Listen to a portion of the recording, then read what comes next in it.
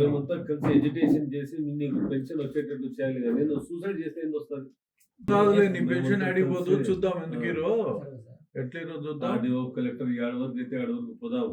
నువ్వు ధైర్యంగా ఉండదు. నీ వెనకాల ప్రతి ఒక్కరు ఉన్నారు, మేము ఉన్నాము, పార్టీ ఉంది, జగన్మోహన్ రెడ్డి గారు ఉన్నారు. ఏమి నీ హక్కు అది, పెన్షన్ అనేది. నీకు మళ్ళీ నీ పెన్షన్ వచ్చేటట్టు తప్పకుండా మేమంతా కష్టపడి చేస్తాం. పింఛన్ పోయిందని ఇది చేసి పెట్టినా పింఛన్ పోయినా ఒకటి సచివాలయం లేకపోతే టీడీ గవర్నమెంట్ చూస్తే వాళ్ళు వచ్చేసి మేము ఇప్పిస్తామన్నారు.